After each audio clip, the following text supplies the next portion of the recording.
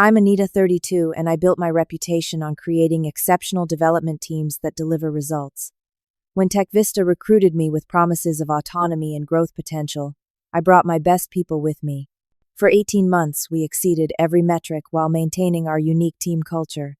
Then came the corporate restructuring and new management. I never expected to be called into a gleaming conference room on a Tuesday morning and fired without warning. As security waited to escort me out, my new boss, Bradley, smirked and said those words, "I'll never forget, your team is ours now." Before I tell you how I turned the tables on a company that thought they owned me, and my people, drop a comment letting me know where you're watching from and subscribe if you believe in standing up for yourself. My journey to that humiliating moment in the conference room began long before I ever heard of TechVista.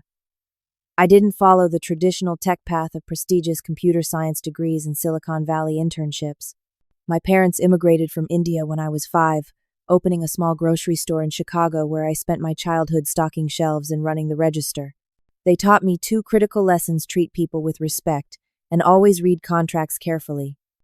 While studying business administration at a state college, I discovered programming through an elective course. Something about the logic, the problem-solving, the ability to create something from nothing but code resonated deeply with me. I began teaching myself everything I could, staying up late after finishing my business assignments to work through programming tutorials. By graduation, I was building websites for local businesses. Within 3 years, I had established Anita Patel Consulting, specializing in custom software solutions for mid-sized companies. My business degree proved as valuable as my coding skills, helping me understand client needs from a business perspective rather than just a technical one. I built my team deliberately looking for people who shared my values as much as technical expertise. Sam Reeves joined first, a brilliant developer with an almost supernatural ability to debug complex systems. Socially awkward but fiercely loyal, Sam had struggled in traditional corporate environments despite his exceptional talents. "Most places just wanted me to shut up and code what they told me to," he explained during our first meeting. They didn't want to hear why their approach wouldn't solve the actual problem. Taylor Williams came next, bringing extraordinary user interface design skills. With vibrant blue hair and an infectious laugh, Taylor transformed our technical solutions into experiences users actually enjoyed. Diana Chen joined as our project manager, bringing structure and client communication skills that complemented our technical focus. Jake Sullivan was my most recent hire before TechVista, a recent graduate with raw talent and infectious enthusiasm. When larger companies passed on him due to his lack of experience, I saw someone who could grow into an exceptional developer with the right mentorship. We operated differently from most consultancies. I structured contracts so everyone received profit sharing rather than just salaries. We made decisions collaboratively, and every team member had direct client contact rather than being hidden away. We weren't just colleagues. We became a tight-knit group that celebrated birthdays, helped each other move apartments, and genuinely cared about each other's lives. Our reputation grew steadily. We specialized in rescuing troubled projects other developers had abandoned and creating innovative solutions for unique business problems. We weren't the cheapest option, but clients who valued quality and communication found us worth every penny. The call from TechVista came on a Thursday afternoon in October. Martin Green, their CEO, had heard about our work through a mutual client. "We've been trying to build an integrated client management system for 18 months with no success," he explained. "3 different development teams have failed. I heard your group might be able to help." TechVista had grown from a startup to a mid-sized company with 200 employees, recently opened a second office, and was eyeing eventual acquisition or IPO. They needed more sophisticated systems to manage their expanding client base. After our initial meeting, Martin made an unexpected proposal. "Instead of hiring you for a single project, what if you joined TechVista permanently? Bring your team. Maintain your methods, but with our resources behind you." The offer was tempting but concerning. "My team works differently than most corporate structures allow. I can't sacrifice what makes us effective." Martin leaned forward, earnest and direct. "That's exactly why we want you. We need innovation, not more of the same. You'll have autonomy to run your department your way." The negotiation process took 6 weeks. The most critical element was maintaining my team's employment through my consulting firm, rather than as direct TechVista employees. This unusual arrangement raised eyebrows with their HR department, but Martin championed it through. This protects both of us, I explained. Your company gets our expertise without having to change your overall policies, and my team maintains the culture that makes us effective. The final contract specified that my consulting firm would provide exclusive services to TechVista while maintaining employment of my team members. Any non-compete and intellectual property provisions were between my team and my firm, with carefully defined parameters for what constituted TechVista's proprietary information. When I gathered my team to present the opportunity, their reactions were mixed. Diana voiced the most concern. Corporate environments have a way of grinding down innovation, she warned. Today they love our methods, tomorrow they'll want us to follow their procedures. Sam was surprisingly supportive. The technical challenges sound interesting, and if it doesn't work, we can always go back to consulting. After lengthy discussions and reading through the contract together, we decided to take the leap. The opportunity to work on larger-scale projects while maintaining our team identity was too compelling to pass up. Martin welcomed us warmly our first day, personally giving us a tour of their modern downtown offices, with standing desks, well-stocked break rooms, and collaborative workspaces. He introduced us to department heads and key stakeholders, emphasizing our unique role in the organization. Anita's team is going to revolutionize how we manage client relationships, he told them. They have my full support to implement their vision. As we settled into our dedicated work area, I felt optimistic but vigilant. The opportunity was extraordinary, but I knew maintaining our identity within a larger organization would require constant attention. Little did I know that within 18 months, everything would change dramatically. Our first 6 months at TechVista exceeded even my optimistic expectations. We tackled the troubled client management system that had defeated 3 previous teams, rebuilding it from the ground up. Rather than just following the original specifications, we conducted in-depth interviews with the sales and customer service teams who would actually use the system. "This isn't what we asked for," remarked Frank, the sales director, during our first demo. "It's much better. You actually understood what we needed, not just what we said we wanted." The system launched 2 weeks ahead of schedule with overwhelmingly positive feedback. Martin featured our success in the company newsletter and quarterly investor update. For the first time, TechVista's sales team could see a complete picture of each client relationship from initial contact through ongoing support issues. Renewal rates improved 15% in the first quarter after implementation. Our second project involved integrating disparate systems that had accumulated through TechVista's growth. Again, we exceeded expectations, creating seamless connections between previously siloed departments. The accounting team could now instantly access contract details, support, could see billing history, and management got comprehensive reports, previously requiring days of manual compilation. Our approach remained distinctly different from typical TechVista operations. While other departments held formal meetings with detailed agendas and PowerPoint presentations, we gathered around whiteboards for intensive problem-solving sessions. We maintained flexible hours, focusing on results rather than time spent at desks. Team members worked from home when needed, without bureaucratic approval processes. Robert Chang, VP of Engineering, became our strongest ally in senior management. He visited our workspace regularly, asking insightful questions and providing broader company context for our projects. "What you've accomplished in 6 months would have taken our regular teams a year or more," he acknowledged during one conversation. "Your methods clearly work for these types of projects." Not everyone appreciated our presence. Caroline from HR regularly frowned at our casual dress and flexible scheduling. "Other departments are asking why they can't work like your team," she complained during a meeting. "It's creating consistency issues." "Different functions require different approaches," I explained. "What works for creative development isn't necessarily right for customer support or accounting." The tension between our work culture and corporate norms manifested in small ways. Our team skipped the mandatory team-building retreat to meet a project deadline, earning formal reprimands, despite delivering exceptional results. We received repeated reminders about dress code policies we were technically exempt from under our special arrangement. Our success attracted attention from TechVista employees. Derek from the analytics team began spending his lunch breaks with us, fascinated by our collaborative approach. Megan and Jason from the regular development team requested transfers to our department, which Martin approved despite objections from their manager. By our 1-year anniversary, our department had grown to 8 people, with 3 former TechVista employees, now technically employed through my consulting firm.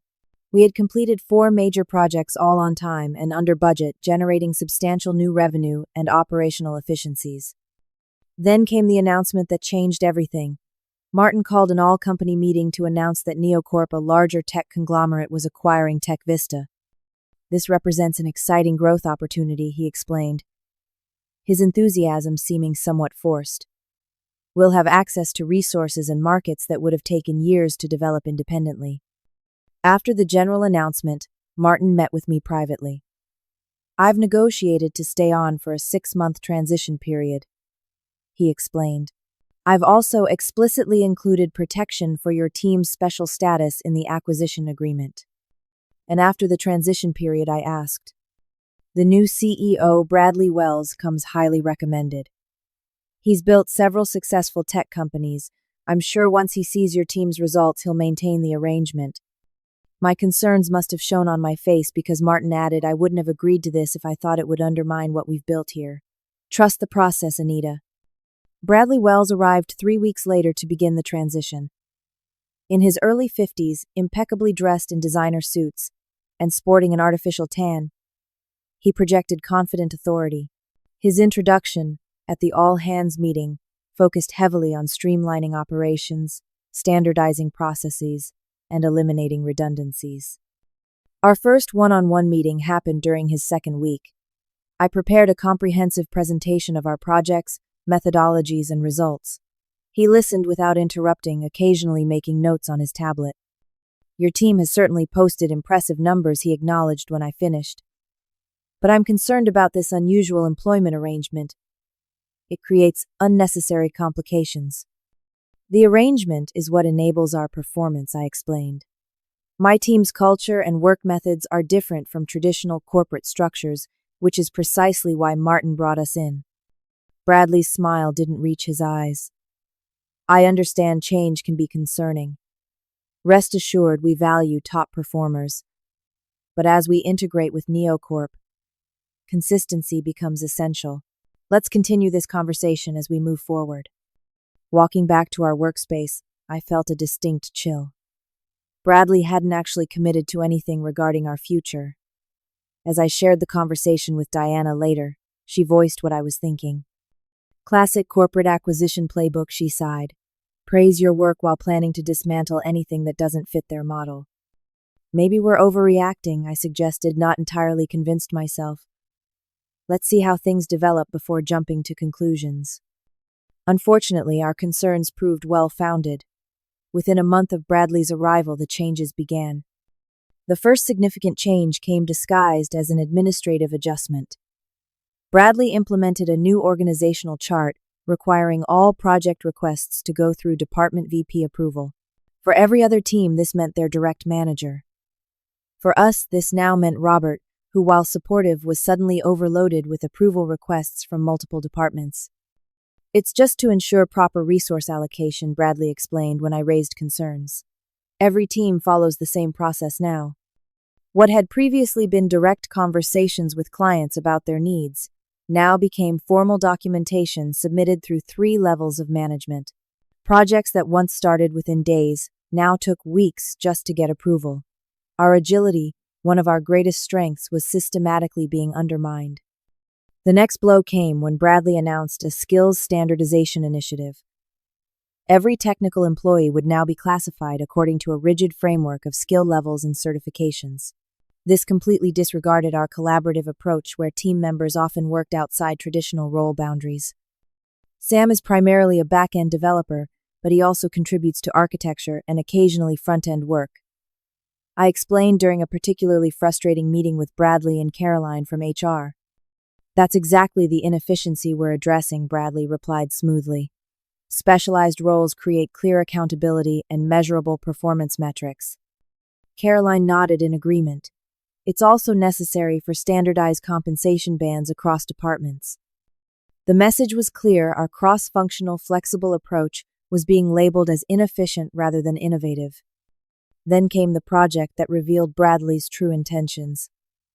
Westfield Industries, a major manufacturing company, needed a comprehensive system to manage their international supply chain. The project aligned perfectly with our expertise, and the client specifically requested our team based on our reputation. During the initial client meeting, Bradley unexpectedly attended and dominated the conversation repeatedly, referring to our approach and our methodology when discussing development strategies my team had created. Afterward, I addressed this directly.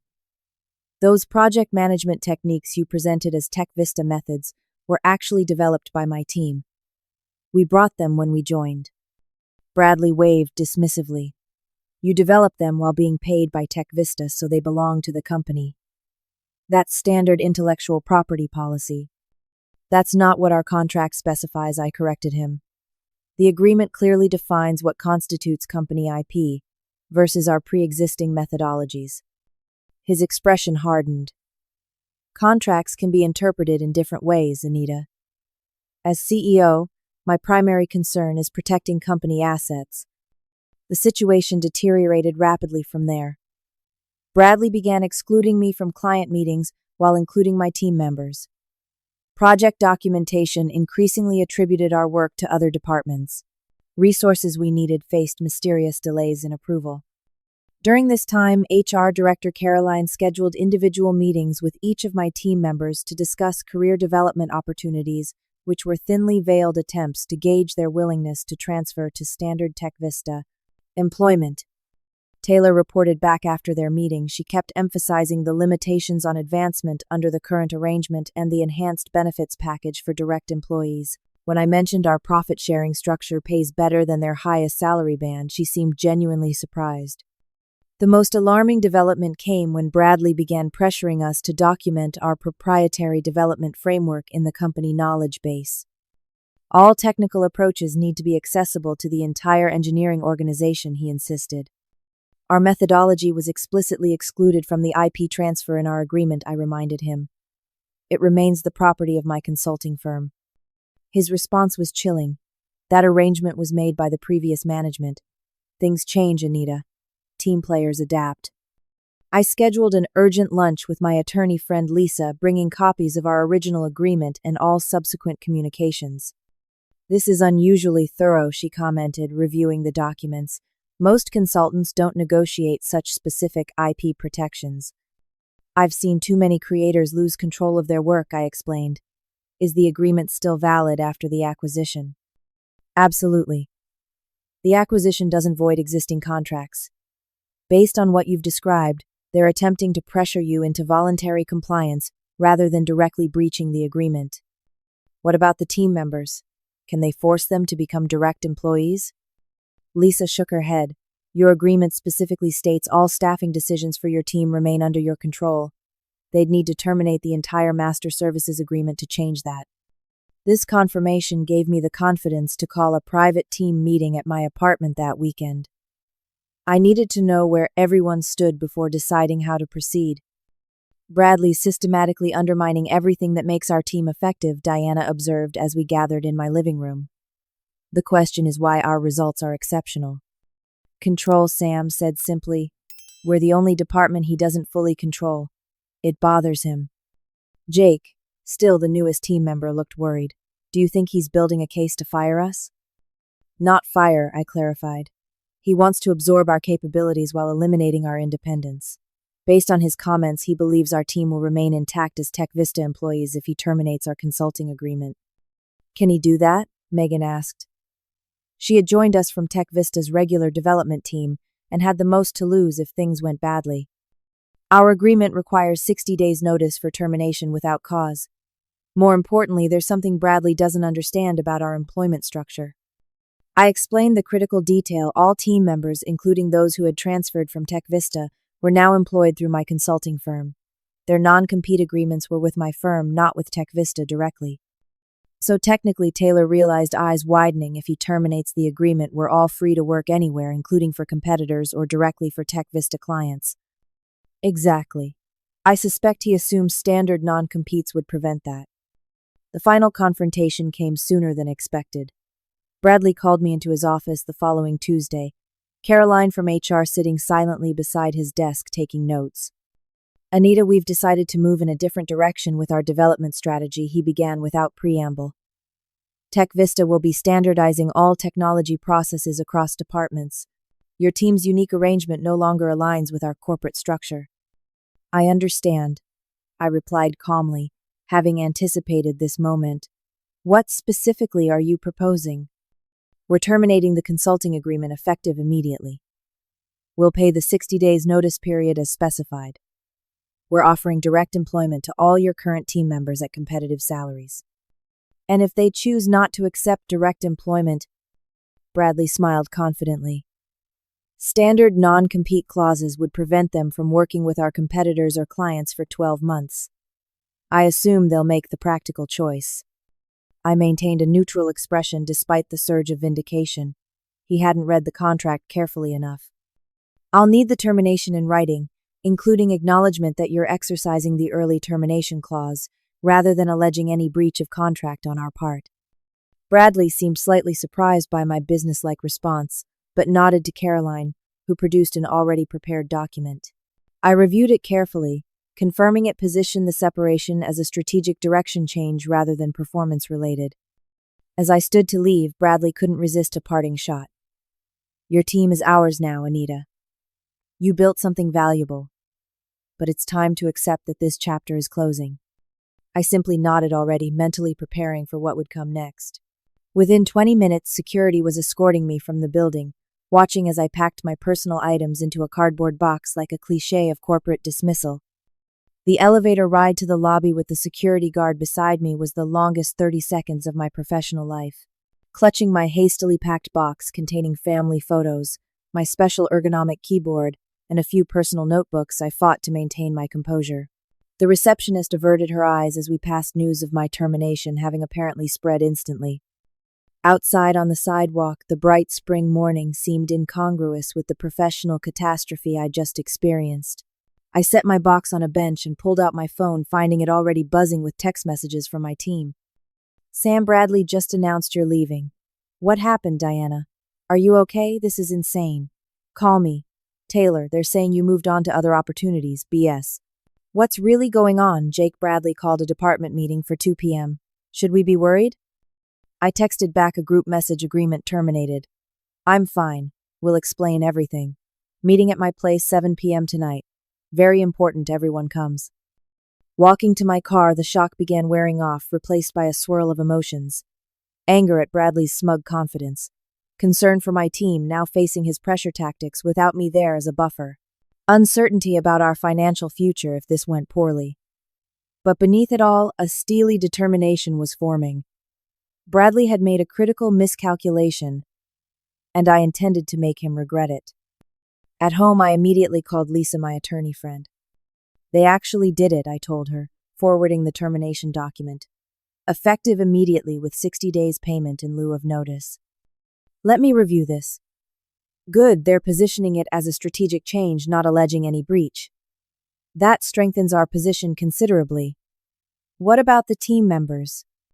Bradley's planning to offer them direct employment this afternoon. He thinks the non-competes prevent them from leaving with me. Lisa's laugh was vindicating. He clearly didn't read Section 5.3 carefully. All non-compete agreements are between your team and your consulting firm, not TechVista. The master agreement only prevents your firm from working with TechVista competitors while the agreement is active. So once they've terminated the agreement, your team members' obligations are to your firm, not TechVista. You could all walk directly to a competitor tomorrow if you wanted. The only restriction is on using TechVista's proprietary information, which is standard confidentiality. This confirmed what I had understood from our original negotiations, but hearing it from Lisa solidified my confidence in our position. What about the projects we were working on? Can we continue them elsewhere? That depends on the specific language around each project. The general client management system you built would likely be considered TechVista property, since it was specifically for their internal use. But methodologies and approaches you developed remain yours. Client relationships are trickier. I'd need to review each specific scenario. I spent the afternoon preparing for the evening meeting, outlining our options and financial projections for various scenarios. My dining room table disappeared under spreadsheets, legal documents, and contingency plans. At precisely 7, my doorbell rang. The entire team arrived together, having left the office as a group. Their expressions ranged from worried to outright angry. "Bradley's officially lost his mind," Diana declared, setting down a bottle of wine she'd brought. "He spent the afternoon meeting individually with each of us, offering special transition packages, while implying you'd somehow violated the agreement. He told me the consulting arrangement was unnecessarily complicated and offered a 15% raise to become a direct employee," Sam added, looking uncomfortable with the memory. Taylor nodded. "Same script for all of us." He emphasized that our non-competes would prevent us from following you to any competitor. "What exactly happened this morning?" Jake asked, the youngest team member, clearly shaken by the day's events. I recounted the meeting with Bradley and Caroline, his dismissive attitude, and the immediate termination. "What he doesn't understand," I concluded, "is that our contract was structured very specifically. All of you have employment agreements, with my consulting firm, not with TechVista. Your non-competes and confidentiality agreements are with my firm." Realization dawned across their faces. So when Bradley terminated the master agreement, Diana began. "He released us from any obligation not to work with TechVista's competitors or clients," I confirmed. "We can't use their proprietary information, but our skills, our methodologies, and our client relationships that existed before TechVista are ours." The room erupted in exclamations and questions. I raised my hands for quiet. "Before we celebrate this technical victory, we need to discuss some serious considerations. First, this will likely involve legal challenges. Bradley won't just accept this and move on." Heads nodded solemnly around the room. "Second, if we stay together, we're effectively restarting my consulting practice with 8 people instead of 4. That's a significant financial risk until we secure clients." "What about the Westfield project?" Megan asked. "They specifically requested our team." "Potentially, but pursuing TechVista clients directly could escalate the legal battle. We need to be strategic." "What are our options?" Jake asked, voicing the critical question. "As I see it, we have 3. 1. You can accept TechVista's employment offers. The work would be familiar, though the environment would change significantly under Bradley's leadership." No one looked enthusiastic about this option. 2. We can dissolve the team and each pursue separate opportunities. Your skills are in high demand, you'd all find positions quickly. Again, the lack of enthusiasm was palpable. 3. We rebuild together. It would mean uncertainty and possibly some financial strain initially, but we maintain our team and our approach to work. Silence fell as everyone considered the implications. Finally, Sam spoke up. "I left 3 corporate jobs before finding this team. I have no interest in going back to that environment. I'm with you whatever comes next." Diana nodded firmly. "Same. We've built something special here. I'm not walking away because some corporate suit doesn't get it." One by one, each team member voiced their commitment to staying together. Even Megan, Jason, and Derek, who had the most recent ties to TechVista, chose to remain with the team. "Bradley thinks he won today." Taylor summed up the mood. "I really want to see his face when he realizes what he's actually done." The weight that had pressed on my chest since that morning's meeting began to lift. I still faced enormous challenges, but I wouldn't face them alone. "We have a lot of work ahead," I cautioned. "We need to be strategic and methodical. Bradley has resources and lawyers, but we have something more valuable, a truly cohesive team and the legal right to determine our own future." We spent the next several hours developing a detailed exit strategy. Each team member would attend their individual meetings with HR the next day, politely decline the employment offers, and submit formal resignations from TechVista, referencing the termination of the Master Services Agreement. Diana raised a glass as we concluded our planning. To new beginnings, and to Bradley Wells, who just made the most expensive mistake of his career. The next morning I woke with clarity and purpose that had replaced the previous day's shock. While my team attended their HR meetings at TechVista, I set our counterattack in motion from my home office. First, I drafted formal notices to TechVista, documenting their termination of our agreement and confirming our compliance with all confidentiality obligations regarding their proprietary information. Lisa reviewed these before I sent them via certified mail to ensure our paper trail was impeccable. Next, I called our business insurance agent to verify our coverage included legal defense for contract disputes. Thankfully, the comprehensive policy I'd maintained even after joining TechVista would cover potential litigation up to $1 million. My third call was to my banker. James, I need to discuss expanding our business line of credit. We're returning to independent consulting with a larger team. By noon, text messages began arriving from team members after their meetings with Caroline from HR. Taylor done. Caroline looked physically ill when I declined and mentioned our non-competes were with your firm. Asked me to wait while she consulted legal. Came back and awkwardly accepted my resignation. Sam, similar experience. Bradley tried to join halfway through. Caroline stopped him and they had a whispered argument in the hallway. Resignation accepted, but Bradley looked ready to explode. Diana, chaos here. Legal department now involved in all exit interviews. They're asking very specific questions about what we plan to do next. I advised everyone to be professional but vague, confirming only that they were joining my consulting firm without discussing specific clients or projects. At 2:30, Robert Chang called me unexpectedly. Anita, I just heard what's happening. This wasn't how it was supposed to go. Bradley assured the board your team would be retained. Apparently he didn't understand our contract structure, I replied neutrally. He's in emergency meetings with legal now. The Westfield project is scheduled to kick off next week, and none of the remaining developers understand the architecture your team designed. This was valuable intelligence.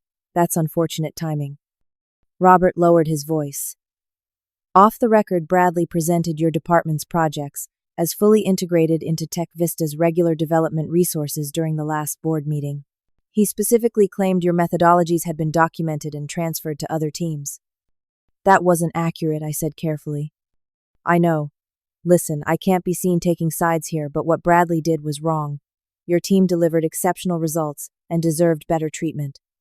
After we hung up, I immediately called Lisa again to relay this information. It sounds like Bradley misrepresented the situation to the board. Could that be useful? Potentially very useful, she confirmed. It suggests he may have violated his fiduciary duty by misleading the board about business operations. Document everything Robert told you while it's fresh. At 4:15, my phone rang with a TechVista number I didn't recognize. It was Bradley himself, his voice tight with barely controlled anger. Anita, we need to discuss your team's resignations.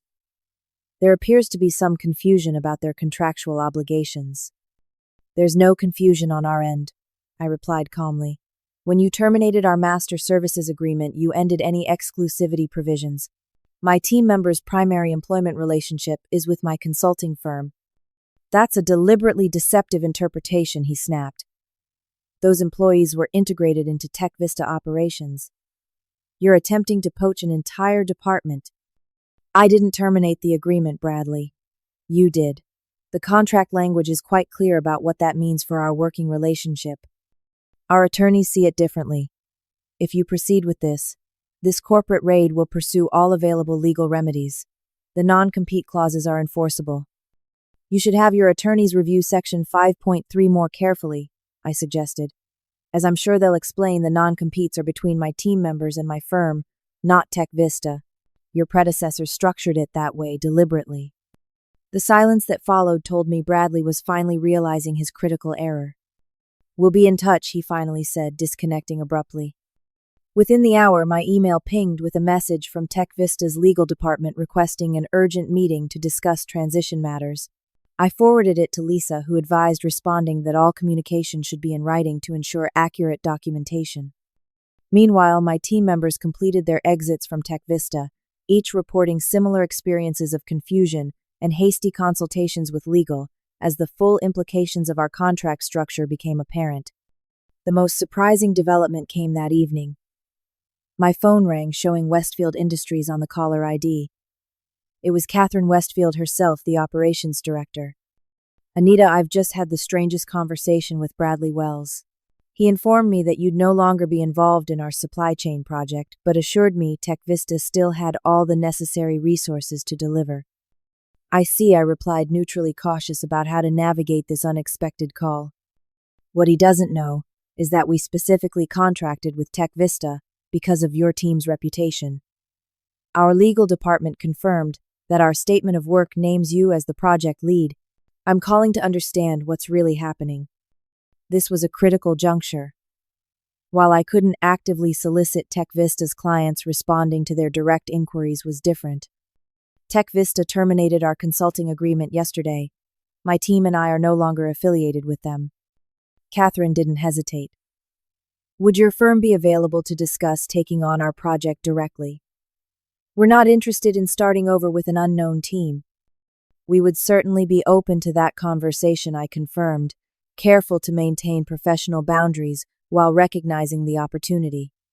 The following morning, a courier delivered a cease and desist letter from TechVista's attorneys demanding we cease all communications with TechVista clients and refrain from utilizing any TechVista methodologies or intellectual property. Lisa reviewed it and drafted our response, a point-by-point refutation that included the relevant contract sections and a reminder that client relationships predating our TechVista affiliation remained our intellectual property. This is mostly posturing, she explained. They're hoping to intimidate you while they figure out their actual legal position. By week's end, all 8 team members had formally joined my consulting firm.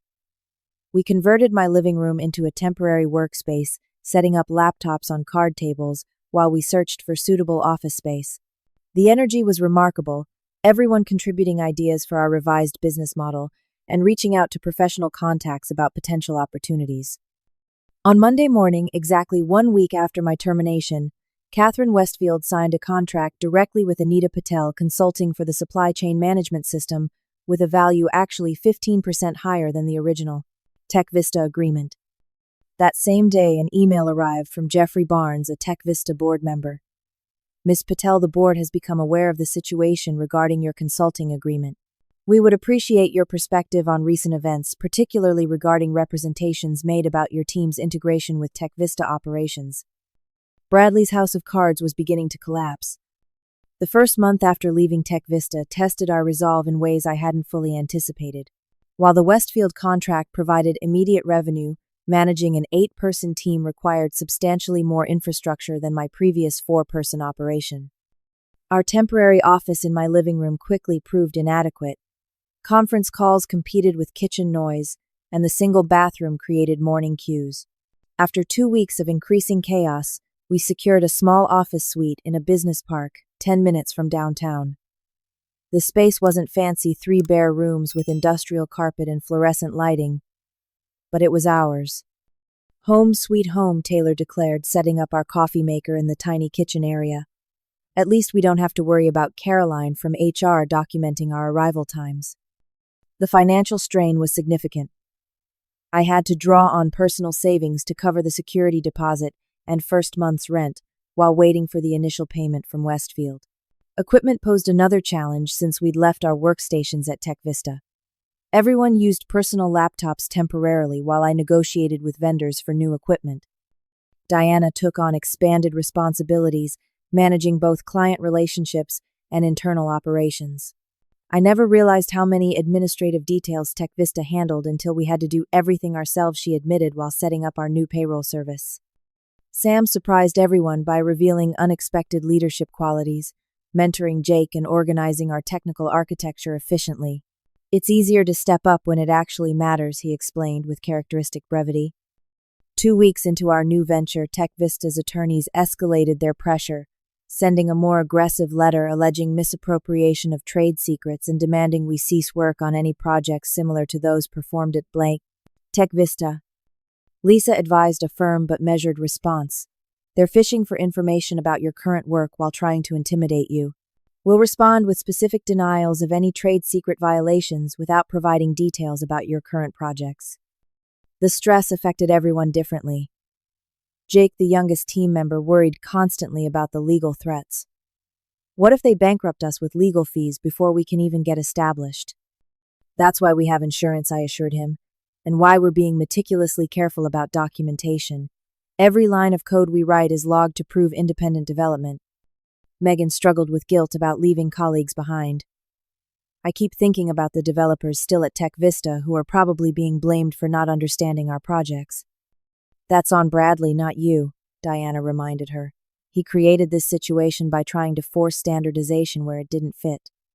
Despite these challenges, we made remarkable progress on the Westfield project.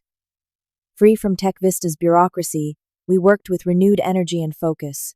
When we delivered the first module 2 weeks ahead of schedule, Catherine Westfield was impressed enough to introduce us to their partner company, Meridian Manufacturing. They've been watching our project closely, she explained during a video call. They have similar supply chain challenges and were considering TechVista, but I've suggested they talk to you directly. This introduction led to our second major contract, establishing a pattern that would sustain our growth.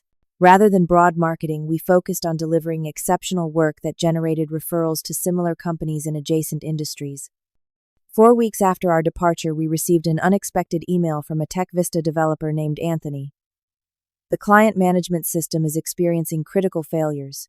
Nobody here understands the architecture well enough to fix it. Is there any way I could ask some questions off the record? We discussed this request carefully as a team, mindful of legal implications. We can't access their systems or provide code, Sam pointed out. But general architectural guidance isn't proprietary. It could be seen as interfering with their business, Diana cautioned. Or it could be seen as professionally helping a colleague who's stuck, Taylor countered. We decided I would meet Anthony for coffee, listen to his questions, and provide only general guidance that didn't involve specific TechVista proprietary information. This delicate balancing act became increasingly common as more TechVista employees reached out quietly for assistance. 6 weeks into our independent operation, industry publications began covering the situation. TechVista loses key development team after acquisition, read one headline. Another more pointed article questioned, did TechVista's standardization push sacrifice innovation? Bradley attempted damage control, giving interviews claiming the departures were part of a planned reorganization. We're implementing enterprise-grade development practices across all departments, he told Tech Weekly. Some consultants prefer the startup approach and chose to pursue other opportunities. The article then quoted an anonymous TechVista employee. The team they lost built all our most successful recent projects. Their departures weren't planned, and we're struggling to maintain the systems they created. Our restraint in public comments enhanced our professional reputation.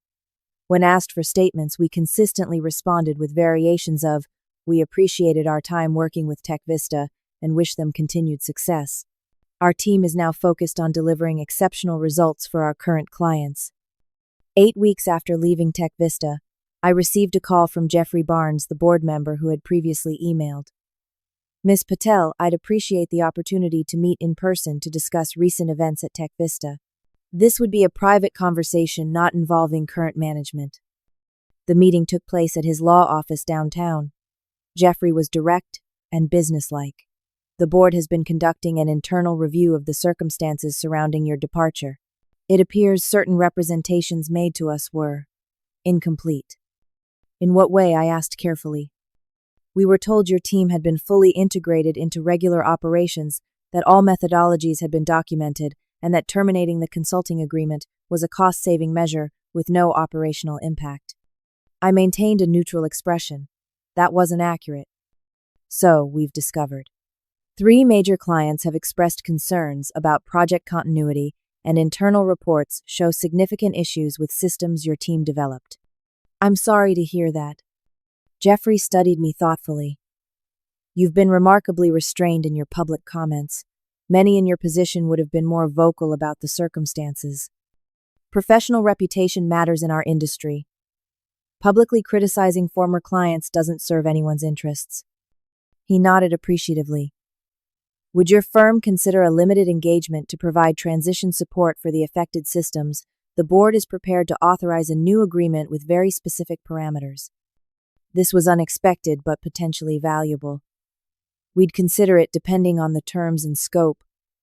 Our current client commitments would remain our priority. Understood. I should mention that Bradley Wells is currently on administrative leave pending the board's review. Robert Chang is serving as interim CEO. The news was satisfying but not surprising. Bradley's misrepresentations to the board were serious governance issues beyond our contract dispute. As our third month of independence began, our financial situation stabilized. With 3 active client projects and 2 more in negotiation, we could finally breathe easier. We moved to a larger, more appropriate office space and invested in proper equipment and infrastructure. One Friday afternoon, we gathered for an impromptu celebration of our first quarter as a rebuilt company. Sam raised his glass of champagne. 3 months ago, we were sitting in Anita's living room wondering if we'd made a terrible mistake. Today, we have more work than we can handle, better clients, and complete control over how we operate. Diana added, and no mandatory corporate team-building exercises where we have to fall backward into each other's arms. Laughter rippled through the room, the shared relief of having navigated the crisis successfully. Taylor turned to me. You know what I realized today? Bradley did us a favor. We're better off now than when we were at TechVista. We just needed the push to realize it. Looking around at my team, now partners in a true sense, I had to agree. What had seemed like professional disaster had transformed into opportunity. We had not just survived, we had emerged stronger, more cohesive, and with a clearer vision of our collective future. To Bradley Wells, I proposed with a smile. May all our competitors hire executives just like him. 1 year after the dramatic exit from TechVista, I stood in our new office space watching the team work in the open concept environment we'd designed together. We had grown to 20 people, a deliberate expansion that maintained our culture while increasing our capacity. The floor-to-ceiling windows offered panoramic views of the city where our journey had begun. The transformation from crisis to success hadn't been linear or simple. There had been moments of doubt, late-night emergencies with difficult client systems, and the constant challenge of managing growth without sacrificing quality. But the fundamentals we'd established during those first turbulent months had proven remarkably resilient. News about TechVista periodically reached us through industry channels. Bradley Wells had officially resigned 3 months after being placed on administrative leave. The official announcement cited pursuing other opportunities, but industry insiders reported the board had pushed him out after discovering multiple instances of misrepresentation regarding company operations. Robert Chang had been appointed permanent CEO, implementing a more balanced approach that standardized necessary processes while allowing for team-level flexibility in development methods. Under his leadership, TechVista had stabilized but struggled to regain its innovation momentum. Our limited engagement to provide transition support had evolved into an ongoing consulting relationship. 3 of their developers had eventually joined our team, bringing the total of former TechVista employees to 6. We maintained strict ethical boundaries, never actively recruiting but welcoming those who approached us.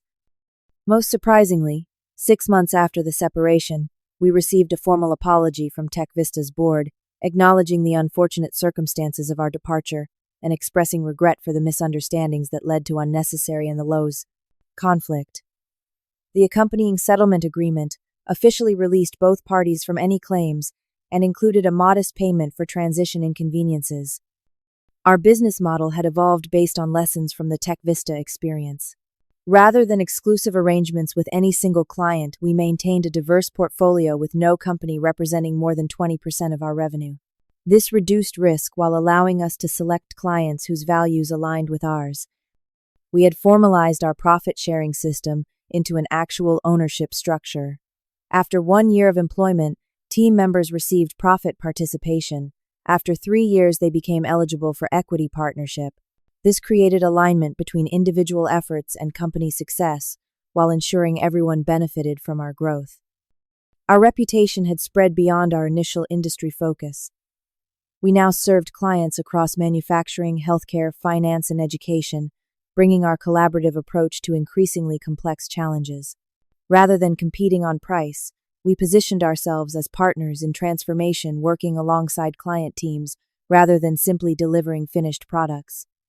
Diana had stepped into a formal leadership role as Chief Operating Officer, bringing structure to our expanding organization without imposing unnecessary bureaucracy. The goal is just enough process to be effective, not so much that we become what we left behind, she often reminded the team. Sam led our technical practice, mentoring newer developers while maintaining his own coding skills. The moment I stop writing actual code is the moment I start making bad architectural decisions, he insisted, despite offers of management-only roles. Perhaps the most meaningful transformation was in our approach to business relationships.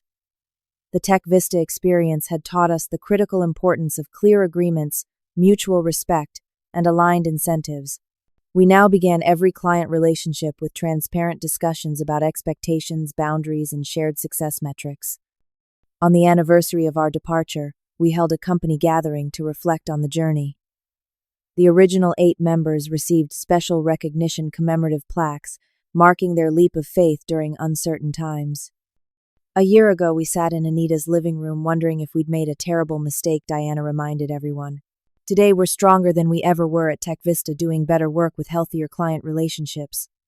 Taylor's still sporting blue hair, though now managing our design practice, added. And nobody makes us track our bathroom breaks on a spreadsheet.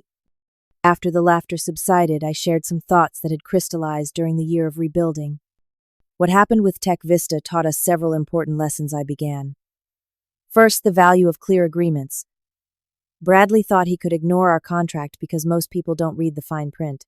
Always read the fine print and make sure it reflects your true understanding. Nods around the room acknowledged this fundamental truth. Second, true loyalty comes from mutual respect, not contractual obligation. Bradley believed he could keep our team through non-competes and fear. What he didn't understand is that people stay where they feel valued and where their work matters. Sam, normally reserved, spoke up. Third lesson, skills and knowledge are portable, but teams and culture aren't easily replicated. TechVista could have preserved what made our department special. Instead, they tried to standardize us into their existing model. Fourth, added, Diana, is the importance of courage in professional decisions. Everyone here took a significant risk, leaving established positions for an uncertain future. That courage is what made our success possible. The final lesson, I concluded, is that setbacks often create unexpected opportunities. What seemed like professional disaster became the catalyst for building something better than what we had before. As we raised glasses to toast our journey, I reflected on how differently things might have gone. If Bradley had taken time to understand our contract, if he had valued our team's unique approach, if he had treated us as partners rather than resources to be controlled, we might still be a department within TechVista. Instead, his attempt to assert ownership over people who couldn't be owned had backfired spectacularly. The following week brought unexpected news. Catherine Westfield called to inform us that Westfield Industries was acquiring TechVista. Robert has done good work stabilizing the company, but they never fully recovered from losing your team, she explained. We've been impressed with their core technology and believe we can integrate it effectively with the systems you've built for us. How do you think this will affect our working relationship? I asked. Actually, that's partly why I'm calling. We'd like you to help manage the technical integration. Your understanding of both organizations would be invaluable. The irony wasn't lost on me. We would now be guiding the absorption of TechVista into a client we had connected with through them. During the integration planning, I had occasion to visit TechVista's offices for the first time since being escorted out. The reception desk had been relocated, new branding adorned the walls, but the essential energy of the place remained familiar. Robert greeted me with genuine warmth. Life comes full circle, doesn't it? I never imagined Westfield would end up acquiring us when you first started working on their project. Business is unpredictable that way, I agreed. For what it's worth, your departure was the wake-up call this company needed. Bradley's approach wasn't sustainable, but it took losing an entire high-performing department to make the board see it. As we walked through the development area, several former colleagues greeted me enthusiastically. The animosity that might have followed our departure had been replaced by professional respect as both organizations moved forward. 2 years after leaving TechVista, our consulting firm had become everything I had hoped for when first bringing my team into their organization. We maintained our unique culture and approach while growing sustainably. We formed true partnerships with clients based on mutual respect rather than control. Most importantly, everyone shared in the success their efforts created. The lesson that resonates most strongly from this experience is that true strength in business comes not from legal control or hierarchical authority, but from creating environments where talented people choose to contribute their best. Work. Bradley's fundamental error wasn't just misreading a contract, it was misunderstanding the nature of effective teams and the limits of corporate power. People cannot be owned.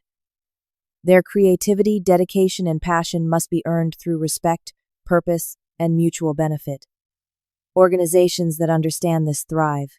Those that don't eventually lose their most valuable asset, the willing engagement of talented individuals working toward shared goals.